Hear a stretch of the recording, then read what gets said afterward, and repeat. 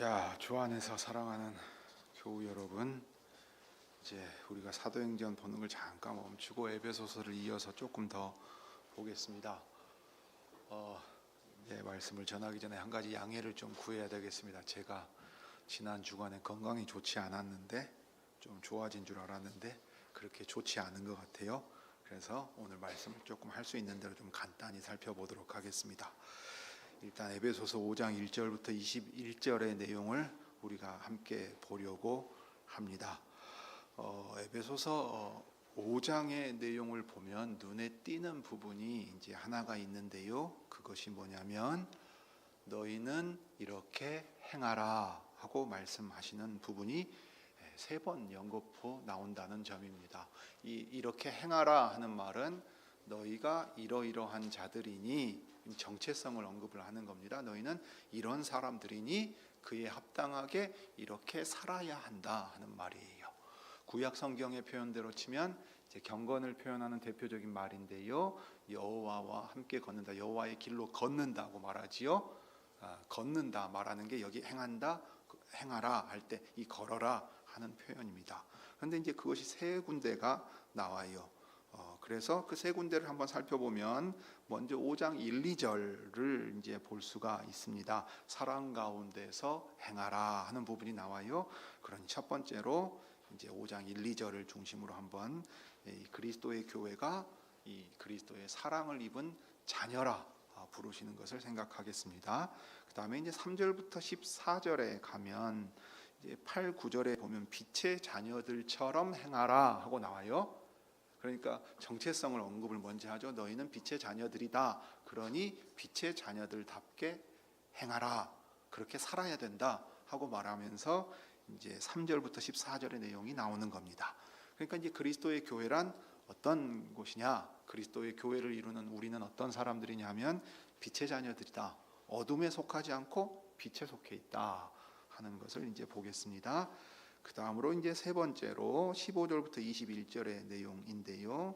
이제 15절부터 보면 또 눈에 보이는 부분이 있죠. 오직 지혜 있는 자 같이 세월을 아끼라 그러면서 이제 지혜 있는 자가 어떻게 행해야 되는가를 이야기를 합니다. 그래서 어떻게 행할 것을 자세히 주의하여 보고라고 말하죠.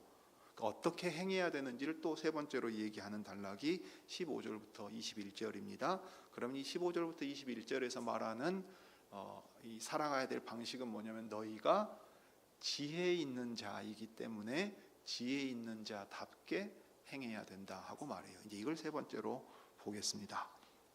4장에 보면 이제 지난번에 본 부분인데 이제 부르신 부름에 합당하게 행하라. 그럴 때 이 부름이 교회를 이루게 하신 부름입니다. 그러니까 그리스도를 머리로 하여 몸인 교회를 이루고 그 몸인 교회의 각 지체들로 있어요. 그때 이 그리스도를 머리로 하고 몸인 교회가 한 교회를 이루어서 그리스도께서 행하게 하신 일을 행하게 하기 위해 교회에 이제 직분자들을 선물로 주십니다.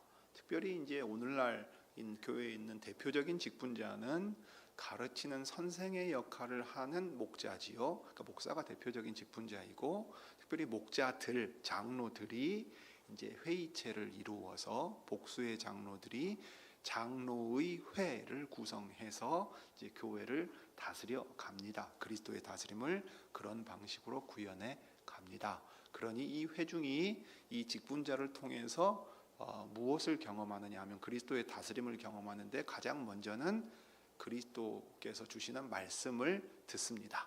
요한계시록 2장과 3장에 소아시아의 7 교회들에게 주신 말씀이 있지요. 그래서 그 7 교회들을 각각의 말씀을 주실 때 뭐라 그러냐면 맨 마지막에 이제 그리스도께서 각 교회의 사자에게 말씀하세요. 각 교회의 말씀을 맡은 자들을 두셔가지고서 그 말씀을 전하게 하시고 그 말씀이 어떻게 전해지는 거냐 하면 마지막에 성령이 교회들에게 하시는 말씀을 들을지어다. 귀 있는 자는 성령이 교회들에게 하시는 말씀을 들을지어다 한단 말이죠. 그러니까 그리스도께서 성령님을 통해 각 교회에 말씀을 주십니다. 그 일을 하라고 오늘날 이제 직분으로 치면 가르치는 장로인 목사가 이렇게 이 강단에 서서 말씀을 전하고 가르칩니다. 그리고 그 가르침에 기초해서 다스림이 구현되도록 장로들이 이제 양떼를 돌봅니다. 그러니까 흔히 목사만 목자라고 생각하기 쉬운데 이 목사는 가르치는 역할이 붙어 있기 때문에 이제 목사라고 부른다고 생각하시고, 이 목자의 역할은 장로들 모두가 하는 겁니다. 그러니까 목회는 모두가 하는 거예요. 이 장로들이 다 함께 하는 겁니다. 자, 그럴 때 그냥 일방적으로 직분자가 정하고 자 가르치면 따라오기만 하면 된다라고 말하지 않아요. 어릴 때 우리 자녀들을 기를 때는 어떻게 합니까? 부모가 손을 잡고 다 데리고 가지요. 어릴 때는 그렇게 갑니다. 근데 크면 어떻게 하죠? 가르쳐주고 자기가 깨닫는 대로 어떻게 합니까? 아이가 주체적인 의식이 생기면 어떻게 하죠? 저 뒤에 민혁이만 봐도 이제 엄마 아빠 손 안 잡아요. 획 뿌리칩니다. 그리고 어떻게 하던가요? 자기가 간다고 하는데 냅다 갑니다. 예배 끝나기 전에 조금 있으면 하프지 부르면서 온단 말이에요. 가자 그래요. 그리고 자기 혼자 냅다 갑니다. 그렇게 해가지고 홀로 서고 홀로 가는 법을 이제 배우지요. 문제는 자기가 홀로 설 수 있는 능력을 갖추고 어디로 어떻게 가야 되는지를 잘 알면 부모가 데리고 갈 이유도 없고 심지어 말할 필요도 없어요. 그러면 이제 너 다 컸으니까 네가 알아서 해라, 이렇게 되는 거 아니겠습니까? 그것과 마찬가지로 이제 하나님의 말씀을 받으면 직분자들의 섬김을 통해서 결국은 성도가 서로 자라게 만드는 거예요. 그럼 자라서 무엇을 하느냐면 서로 섬깁니다. 각 지체가 되니까 서로 섬겨서 어떻게 되냐면 서로 섬김으로써 말씀을 듣고 돌봄을 통해서 서로 섬겨서 서로의 역할을 감당해요.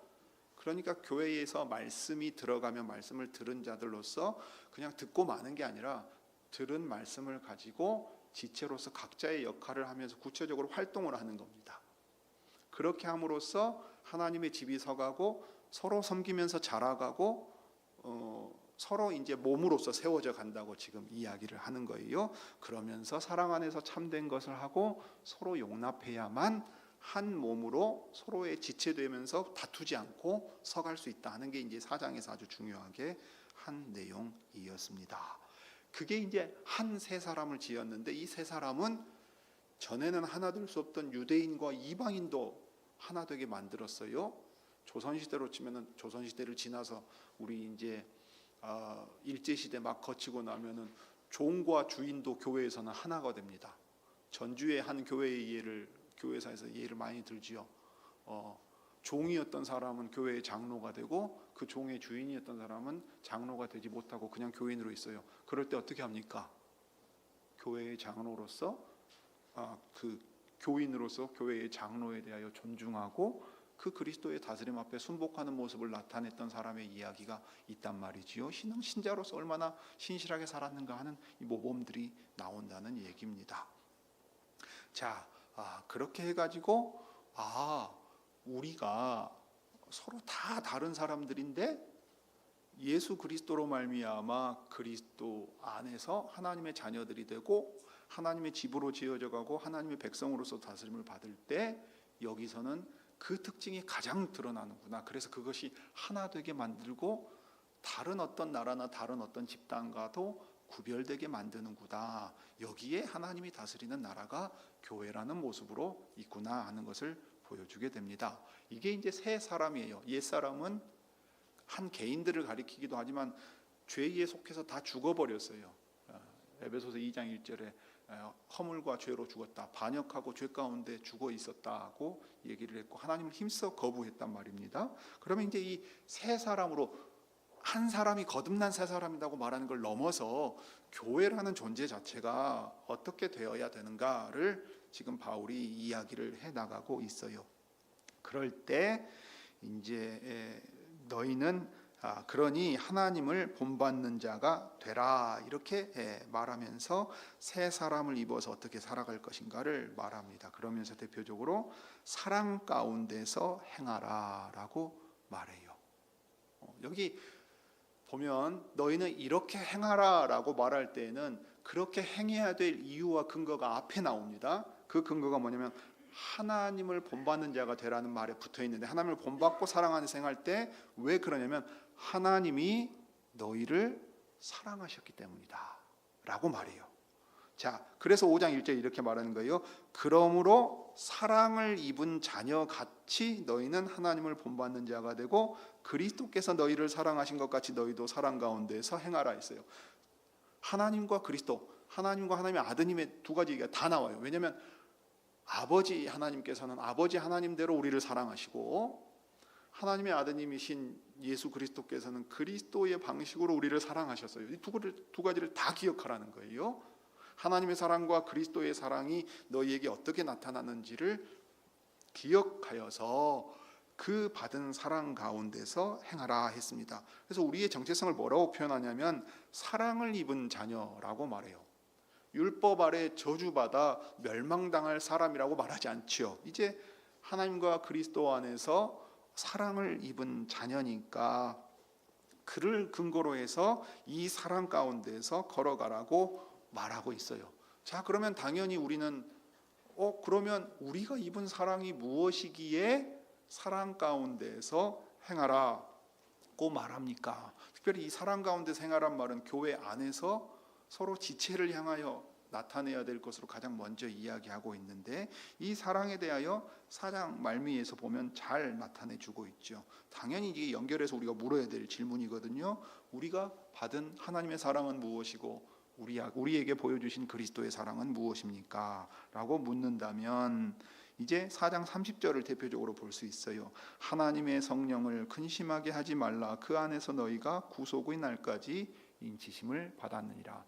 하나님께서는 당신의 아들 그리스도를 보내셔서 우리를 죄에서 건져내시고 죄값을 대신 치르셨어요. 죄에서 해방시켜 주십니다. 그래서 자유를 얻게 하시고 이 하나님의 성령을 우리에게 주세요. 그런데 성령이 우리 안에 계시면서 근심합니다. 성령님으로 우리를 인도해 가시는 거예요. 그래서 이 구속이 온전히 이루어질 때까지 이 시작하신 구원의 일이 온전히 마칠 때까지 이 성령님이 우리 안에 계시면서 근심하기도 하시는 거예요. 그러니까 하나님의 사랑은 하나님의 외아들 예수 그리스도를 우리를 위해 보내주신 것뿐만 아니라 그 외아들께서 성령님을 우리에게 보내주심으로써 우리의 구원을 인치셨어요. 구원을 시작하셔서 마칠 때까지 이 구원에서 떨어져 나가지 않고 이 구원을 풍성히 누리도록 지켜가십니다. 그때 우리가 이 구원의 일에 함께 참여해야 돼요. 그러니까 두렵고 떨림으로 너희 구원을 이루라고 말하는 빌립보서에 얘기한 것이 그 얘기입니다. 하나님께서 주도해 가실 때 우리가 주체적인 인격으로 있기 때문에 우리가 자발적으로 하나님의 뜻에 순종해서 함께 가게 하신단 말이에요.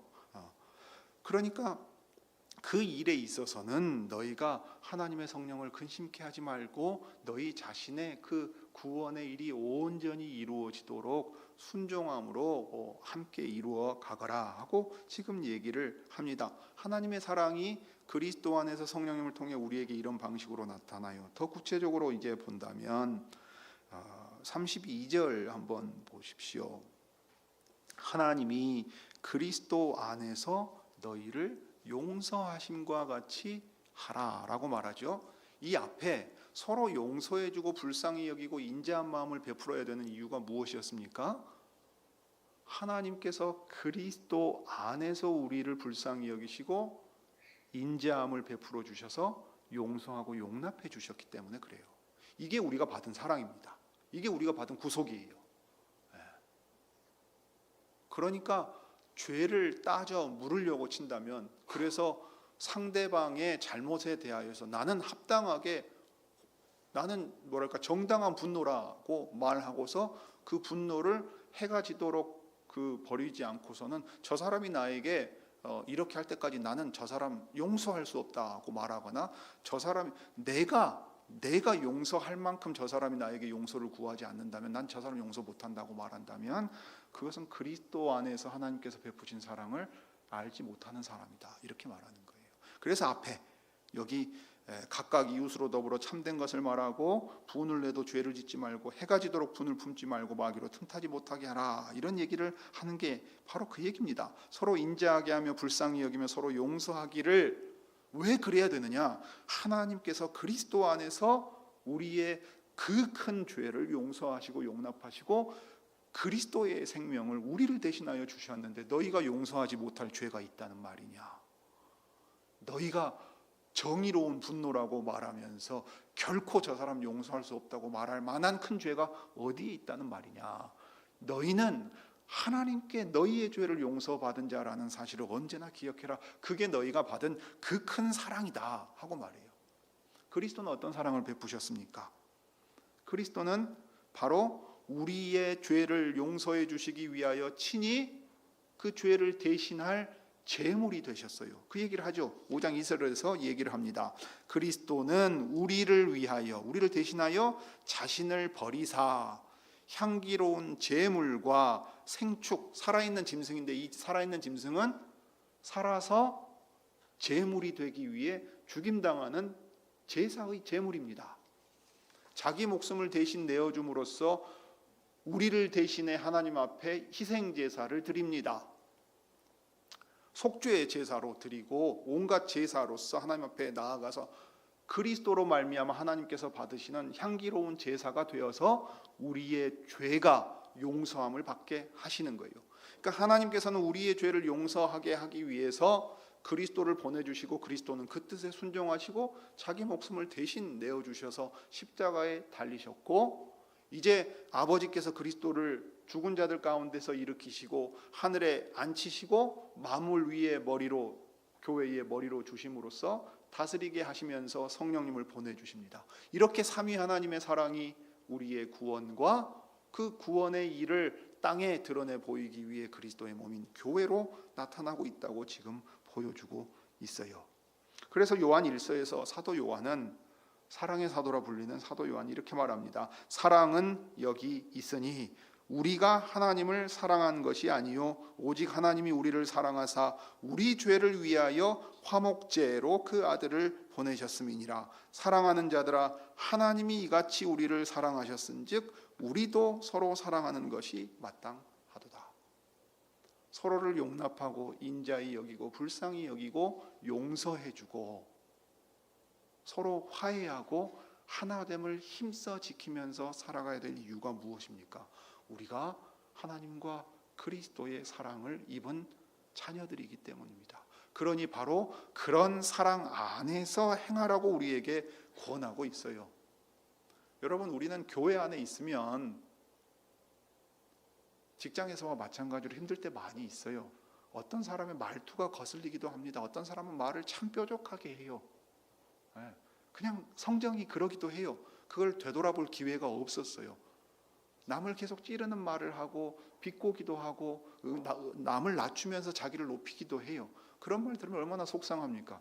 교회까지 왔는데 교회에서 신자라고 하면서도 그래요. 심지어는 내가 은혜 받은 사람인 척 하면서도 그렇게 말할 수 있어요.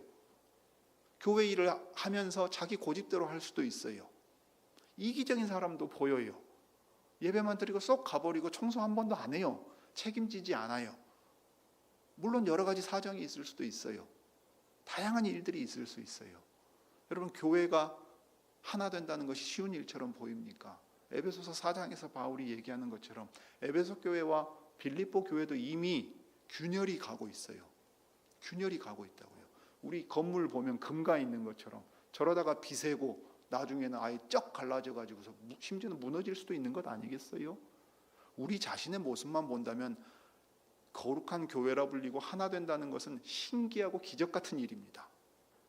부부간에도 하나 되기 쉽지 않은 마당에 지금 생판 남인 사람들이 수십 명, 100명 넘게 모여가지고 하나가 된다는 일은 기적 중에 기적일 거예요.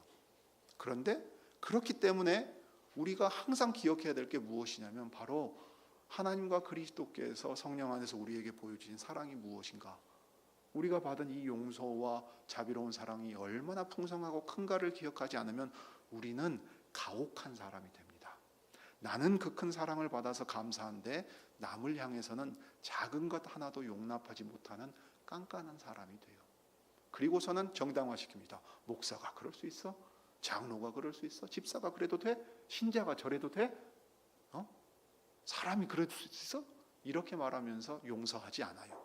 분을 품고서 용서하지 않고 보복 심리를 가지고 끝까지 살아갑니다. 자, 그럴 때 바울은 분명하게 얘기를 해요. 여러분이 하나 되어서 그리스도의 집으로 서로 섬기면서 지어져 가려면 사랑을 입은 자녀라는 거. 이 사랑은 그저 하나님이 좋은 말 해주신 정도의 사랑이 아니라는 거. 그리스도께서 자기 목숨을 대신 내어줄 만큼의 죄인들이었다는 사실을 기억하라는 데 있어요. 우리는 남을 용서 못할 때 내가 얼마나 흉악한 죄인이었는가를 잊어버리는 사람들입니다. 사도들은 자기의 직분을 감당하기 위해서 그리스도를 배반하고 저주한 자, 그리스도를 버리고 떠난 자들이라는 사실을 뼛속 깊이 체험하게 되었습니다. 사도들 중에 그 누구도 다른 어떤 제자들보다 자기가 뛰어나다고 생각하는 사람은 아무도 없어요. 바울도 보십시오. 죄인 중에 괴수라고 말할 수밖에 없지요. 자기가 어떤 사람이었는데요. 우리는 그거 기억하지 않으면 반드시 남을 낮춰봅니다. 남을 정죄하는 사람입니다. 그러므로 그리스도께 받은 사랑을 기억하시고 우리의 죄가 얼마나 무서운 것이었는가를 항상 기억할 수 있기를 바랍니다. 그래야만 우리는 사랑을 입은 자녀답게 용서해 줄 수 있어요. 용납해 줄 수 있습니다. 기다려 줄 수 있어요. 기다리고 용납하고 용서해 주지 않는다면 우리는 하나님의 집으로 서갈 수 없을 겁니다. 우리는 남의 허물과 부족함을 들춰내다가 저절로 망할 거예요. 서기는커녕 모래알과 같을 겁니다. 그러나 서로의 짐을 대신 지고 오래 참고 불쌍히 여기고 용납하면서 나보다 남을 낮게 여기고 그래서 자기가 할 수 있는 만큼만 하고 그리고 서로 나눠지면서 용납하고 용서하면서 인정해 간다면 하나님의 집으로 서갈 수 있어요. 하나님의 사랑을 우리 안에 풍성히 부어주시는 성령께서 마치 본드와 같이 평안에 매는 줄로 하나 되게 하셨다고 하는 말, 건물을 하나 되게 만드는 끈끈한 접촉제와 같이 이 성령께서 우리를 하나 되게 만드실 것이고 우리의 마음을 부드럽게 만드실 거예요.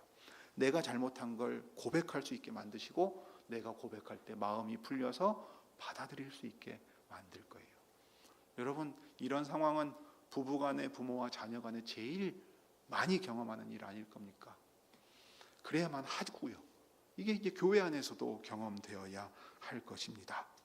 자, 그래서 그리스도의 교회는 사랑을 입은 자녀답게 사랑함으로써 하나님의 집으로 세워져 가야 될 거예요. 그 다음에 이제 3절부터 14절에 나오는 얘기가 있습니다. 이전에는 어둠 가운데 있었어요. 에베소 교회는 에베소에 있습니다. 아르테미스 여신을 섬기는 우상으로 가득한 지역에 살아가요. 이전에는 그렇게 살았지만 이제는 거룩한 삼위 하나님만을 섬기며 살아요. 그러면은 아르테미스 여신의 신전 모형과 그 여신의 상을 팔면서 경제적인 활동을 했던 사람들이 어떻게 하겠어요? 그거 다 포기했을 거 아니에요. 에페소에서 소요와 폭동이 일어난 이유 중에 하나가 뭡니까? 에페소의 사회 경제적인 기반까지 이 기독교가 흔들게 되기 때문에 여러 가지 일들이 일어나지 않았습니까? 그러면 그는 살아가는 삶에 있어서도 어둠 가운데 행하던 우상 숭배적인 모습이나 세상 사람들이 행하던 방식대로 살려고 하지 않아요. 그것을 버리려고 애씁니다. 그래서 어둠에서 나와 빛에 들어갔으니까 옛사람을 버리고 새사람을 입어서 성도에 마땅한 바를 행해야 돼요. 특히 사고와 언어에 있어서 그렇습니다. 여러분, 이제 장년들은 직장 생활하다 보면 특히 남성들 그 음담패설하는 거 익숙하지요. 나는 신자 중에도 그런 모습 본 적이 있어요. 신자 중에도 그런 말 하는 거를 대수롭지 않게 생각하고서 합니다.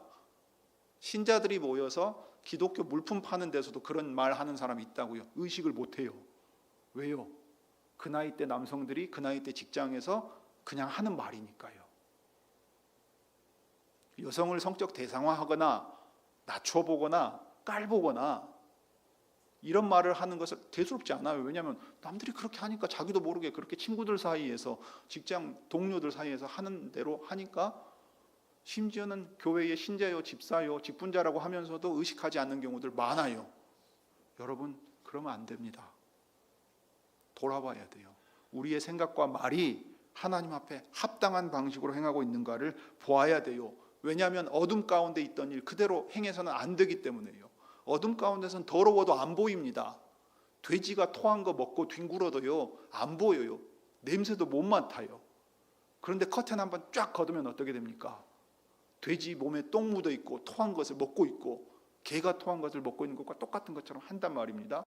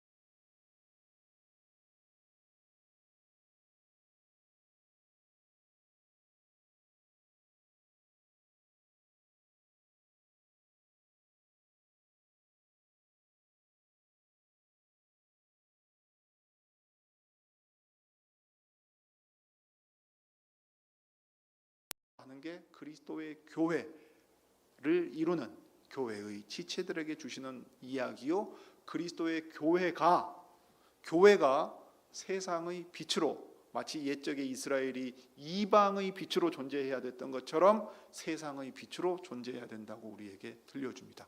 그러니 우리 서로를 향해서 우리가 어떻게 살아야 되겠습니까? 우리 서로가 어떻게 살아야 되겠어요? 사랑을 입은 자녀답게 행하는 것뿐만 아니라 빛 가운데 속한 일들을 서로 더 행함으로써 이 빛 가운데 있는 자녀들이라는 사실이 드러날 수 있게 행해야 되겠지요. 그 다음에 이제 교회의 사명을 수행함에 있어서 더 적극적인 측면이 나타납니다. 5장 15절부터 21절인데요. 그런즉 너희가 어떻게 행할 것을 자세히 주의하라라고 말해요.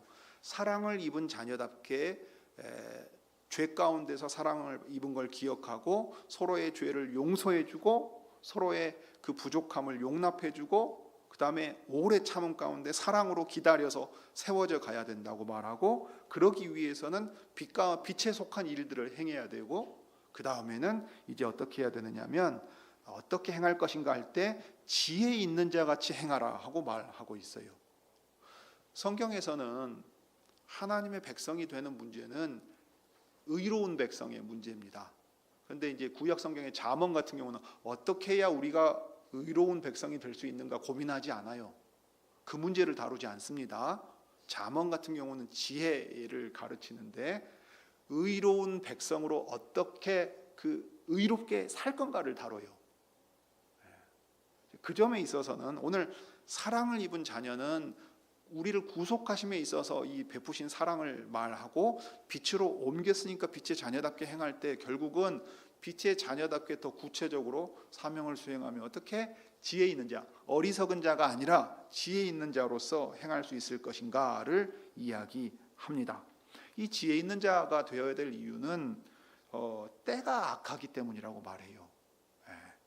세월을, 이 시간도 하나님의 사랑을, 구속하신 사랑을 받아 우리에게 주신 선물이라고 생각하고 아껴야 해요. 시간은 한정된 자원입니다. 주님의 뜻을 행할 시간이 한정 없이 있는 게 아니에요. 여러분 앞에 있는 그 설교자가 여러분 보시기에는 젊지요. 그런데 어느 순간 보니까 흰머리도 나요. 어느 순간 보니까 몸도 약해져 있고 5학년이 돼 있어요. 5학년이 돼 있어요. 그러니까 이제 입에서 나오는 말이 무슨 말인가 하면은 주를 힘써 섬길 시간이 얼마나 되겠는가 하는 거예요.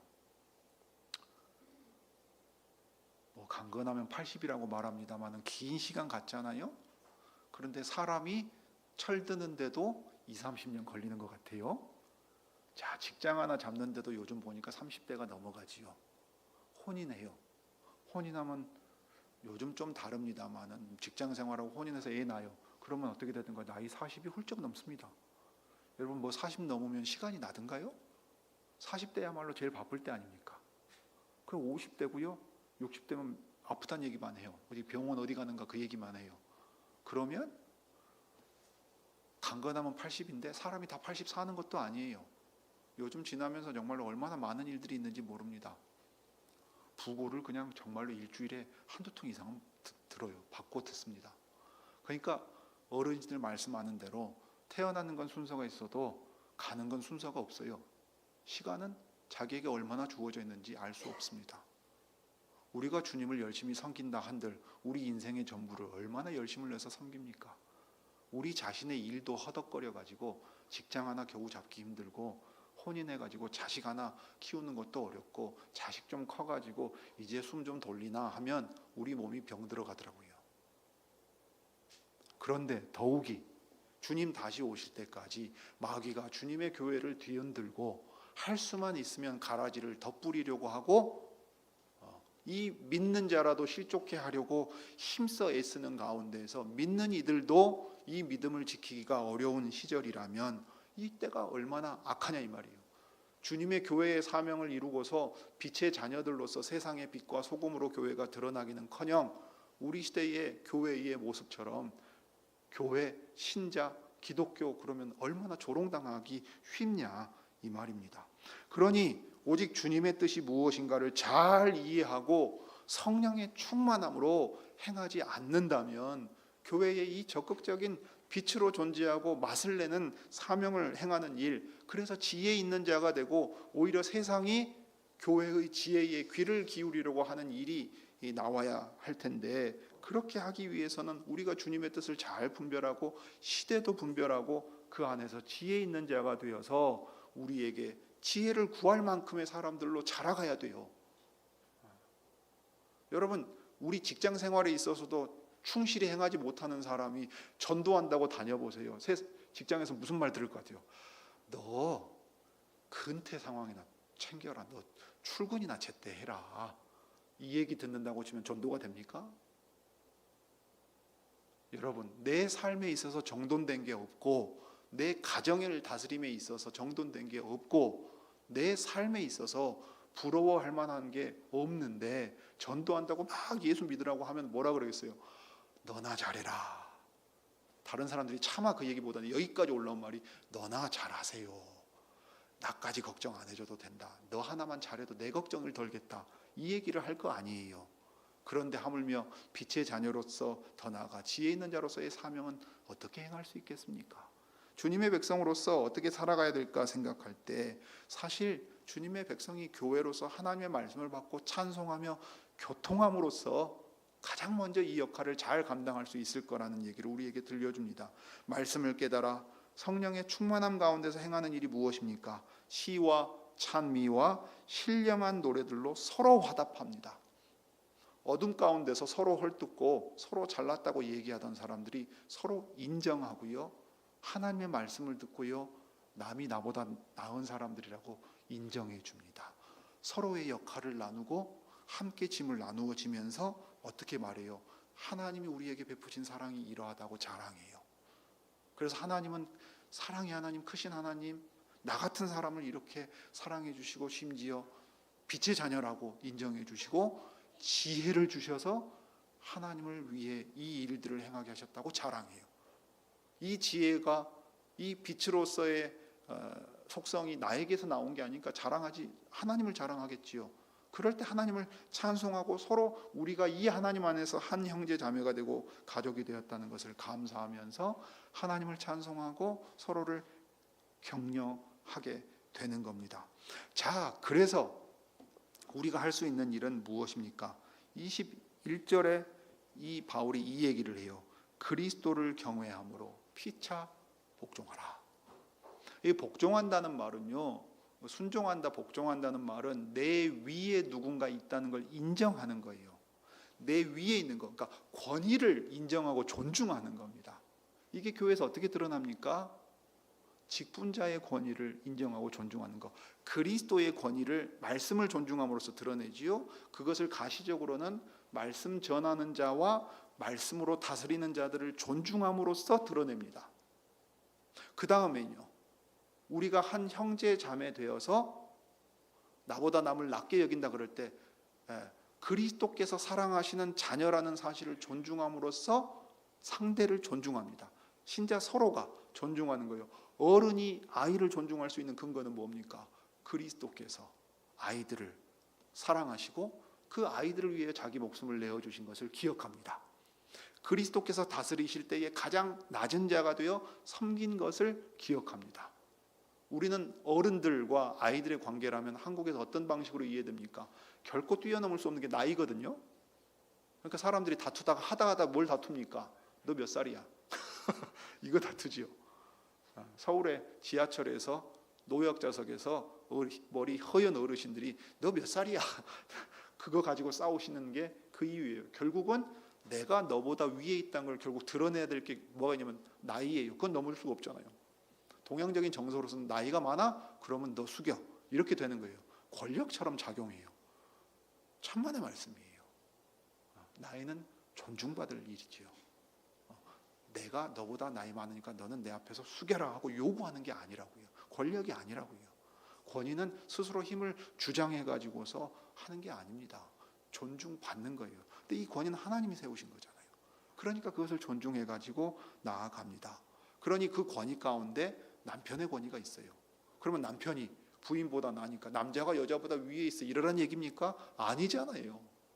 남자나 여자나 다 동등한데 남편을 가정에서 머리로 세우셨으니까 아내가 그를 내 위에 있는 존재로 인정해 준단 말이에요. 그럼으로써 그리스도를 경외하는 모습을 보여주는 거예요. 그럼 남편은 내가 당신 위에 있으니까 내 말 들으라고 하는 거예요? 아니잖아요. 그리스도께서 자기를 내어주심으로 사랑하며 아끼신 것처럼 교회를 아껴주신 것처럼 아내를 사랑하라고 머리로 세워주신 책임의 문제라고요. 책임의 문제. 그렇게 해서 남편과 아내가 나오고 그리스도와 교회와의 비밀을 말한다고 바울이 말하고, 직장에서의 윤리, 부모와 자녀 간의 관계의 문제도 다 그리스도를 경외하기 때문에 서로 복종하라 그랬어요. 남편은 아내가 자기 위에 있는 것처럼 존중하라고요. 아내는 남편이 내 위에 있는 자로 존중하라고요. 직장에서 일하는 직원으로 일하든지 사장으로 일하든지 똑같이 부모로 있든지 자녀로 있든지 서로 존중하라고요. 그게 그리스도를 경외하기 때문에 나타내야 될 아주 중요한 모습입니다. 권위를 권력으로 삼아서 행사하려고 내세우는 것이 아니라 이 말입니다. 그러니까 교회는 문자 그대로 겸손한 사람들의 모임일 수밖에 없지요. 남을 항상 존중하고 남의 이야기를 듣습니다. 자기 말을 고집하지 않고 협력합니다. 그렇게 함으로써 결국 무엇을 드러내려고 하냐면 그리스도 안에서 우리에게 나타내신 삼위 하나님의 사랑을 우리가 보여주려고 하는 거예요. 여러분, 이런 공동체가 어디 있습니까? 세상은 목소리 큰 사람이 주장해 가는 곳이에요. 목소리 큰 사람이 이겨요. 말이 안 통하니까요. 말이 안 통한 방법이 없잖아요. 법도 그 법을 존중할 때 통하는 겁니다. 저기 어디 강대국의 대통령이 국제법은 나에게 아무런 의미가 없다고 말하는 순간 국제법은 효력을 잃어요. 법은 효력을 잃습니다. 세상은 그렇게 돌아가요. 힘 있는 사람이 자기 것 더 가져가고 힘 없는 사람 것 뺏어갑니다. 그러니까 세상은 뭐라 그래요? 억울하면 너도 힘 가져라, 이렇게 말해요. 실력 있는 놈이 더 받아가는 거 당연하다, 이렇게 말하는 곳이에요. 교회는 그렇게 돌아가지 않는다. 이곳은 다른 통치의 원리와 하나님의 사랑이 다스리는 곳으로서 말씀 안에서 서로를 존중하고 이 말씀이 왕노릇하기 위해 존재하는 곳이라 하는 것을 교회가 아주 구체적인 행함을 통해서 드러내야 돼요. 바울이 지금 그 얘기를 하고 있습니다. 이게 바로 세상이 옛사람의 모습, 죄 가운데 죽어서 자기 원하던 대로 하면서 살고 있지만, 교회는 하나님께서 지으신 새 사람으로서 전혀 알지도 못하던 낯선 사람들이 모여서 같은 한 교회를 이룬다고 할 때 세상이 인정할 만한 빛 가운데 있는 모습, 어리석지 않고 지혜 가운데 자신들의 현실의 문제를 잘 해결해 나가고 선악을 분별해 나가는 것을 보여줄 수 있는 그런 그리스도의 몸이라는 것을 나타낼 수 있어야 된다고 우리에게 말하고 있어요. 여러분, 그리스도 안에서 성령님을 의지하고 주님의 말씀을 따라서 우리 자신을 쳐서 복종시키고 서로 지혜를 모으고 그리스도의 다스림 앞에 복종해 갈 때 주님은 우리로 하여금 빛의 자녀들답게 살 수 있게 하시고 세상의 빛으로서 이 교회를 드러내실 것이고, 어려운 일들을 잘 해결해 나갈 수 있는 지혜 있는 자로 이 교회를 그리고 우리를 써주실 줄 믿습니다. 기도하겠습니다.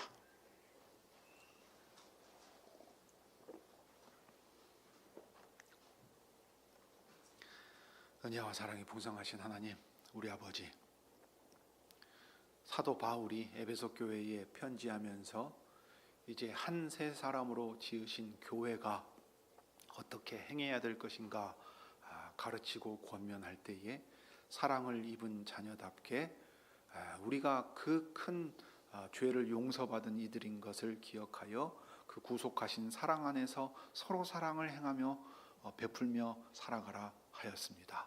그 사랑을 받은 자들이 이제는 어둠에서 나와서 빛 가운데 속하였기에 빛의 열매로 나타내어야 하고, 또 빛 가운데 세상을 비추는 교회로서 존재해야 될 것을 말하였습니다.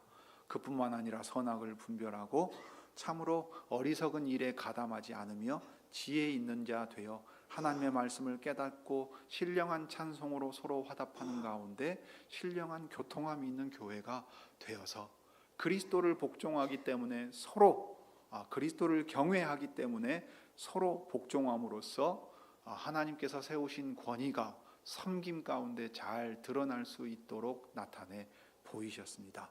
그러므로 세상은 이러한 질서를 알지 못하고 행할 수도 없으나 교회는 그리스도 안에서 성령님을 통해 알고 행할 수 있게 되었사오니 주님, 이 지혜 안에서 주님이 맡기신 사명을 행할 수 있게 하시고 이 교회가 참으로 빛 가운데 있음을 주님이 쓰셔서 나타낼 수 있는 교회가 되게 해 주옵소서. 주 예수님의 이름으로 기도드립니다.